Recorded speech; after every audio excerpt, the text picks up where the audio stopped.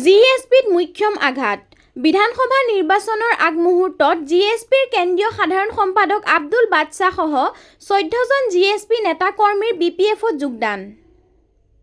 জিএছপিৰ কেন্দ্ৰীয় সাংগঠনিক সম্পাদক দিগন্ত ৰায়, কেন্দ্ৰীয় সম্পাদক অশোক ৰায় আৰু জিএছপিৰ কোকৰাঝাৰ জিলা সমিতিৰ সভাপতি চন্দন চন্দ্ৰ বৰ্মনৰো বিপিএফত যোগদান। বুধবাৰে কোকৰাঝাৰত আয়োজিত এক যোগদান সভাত বিপিএফৰ জিলা সভাপতি তথা বিটিচিৰ কাৰ্যবাহী সদস্য ডেৰ হাছাং বসুমতাৰীয়ে বিপিএফত যোগদান কৰা জিএছপিৰ নেতা-কৰ্মীসকলক আৰু দলীয় প্ৰতিকৰণে আদৰণি জনায়। কোকৰাঝাৰৰ পৰা কিশোৰ মিশ্ৰাৰ report, big news Assam. Ashok Chandra Barman,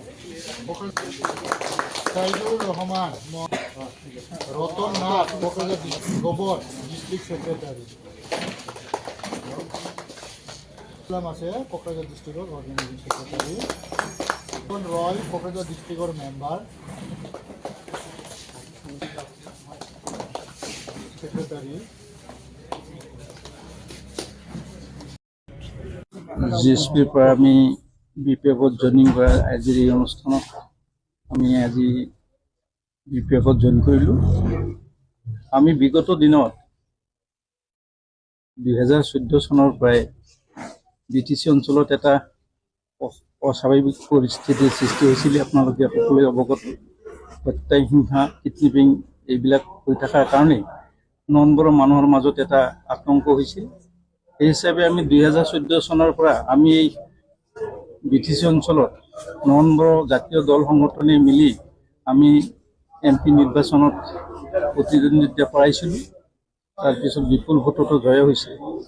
হোৱাৰ পিছত আমি দলটো আমি অনুভৱ কৰিছিলোঁ এটা ৰাজনৈতিক দলৰ প্ৰয়োজন আছে বুলি।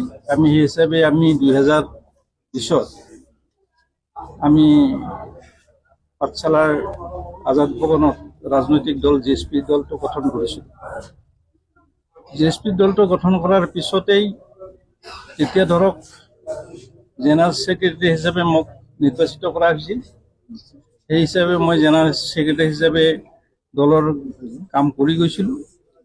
গোটেই অসমত কৰিছিলোঁ, অনলি বিটিচিটো নহয়, আমি অৰুণাচলত কৰিছিলোঁ বা ইণ্ডিয়াৰ বিভিন্ন জেগাতো আমি কৰিছিলোঁ।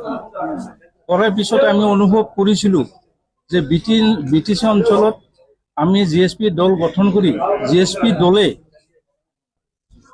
আমি আমাৰ যিখিনি মানুহৰ অভাৱ অভিযোগবিলাক আমি কিমান দূৰ সমাধান কৰিব পাৰিলোঁ।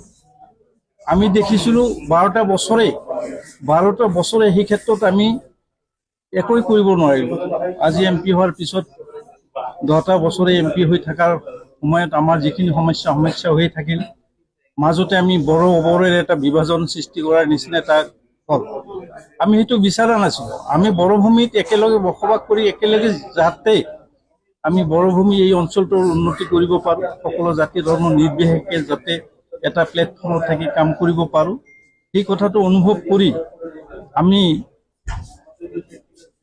দেখিলোঁ যে আমাৰ ইয়াত যি বিপিএফৰ আগ্ৰামা মহিলাৰী ছাৰৰ নেতৃত্বত যিটো বিপিএফ দল চলিছে, সেই দলে বিগত দিনত তো যি ভাল কাম কৰিছিলে, তো এইটোৰ ফল এতিয়া এইবেলি ৰাইজে দেখুৱাই দিছে যে তেখেতৰ বলিষ্ঠ নেতৃত্বত এইবাৰ বিপিএফ দলে যিটো ফলাফল পালে, সেইটো ক্ষেত্ৰত ৰাইজে তেখেতৰ ওপৰত যিটো আস্থা আছে, সঁচাকৈ আমি অভিভূত হৈছোঁ। আমিও তেখেতৰ নেতৃত্বত আৰু জিএছপি দল কৰি মানুহক বিভ্ৰান্ত নকৰাকৈ আমি যাতে চিধাচিধিকৈ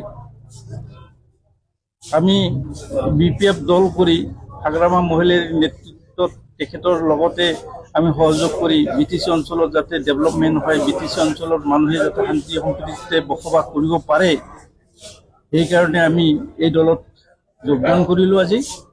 আজি আমাৰ লগত যোগদান কৰা আমাৰ চেণ্ট্ৰেল অৰ্গেনাইজিং ছেক্ৰেটাৰী আছে, আমাৰ চেণ্ট্ৰেল ছেক্ৰেটাৰী আছে, আমাৰ জিলাৰ সভাপতি আছে, সম্পাদক আছে, প্ৰমুখ্যে জিলাৰ বিভিন্ন বিষয়বাব থকা ব্যক্তিসকল আছে।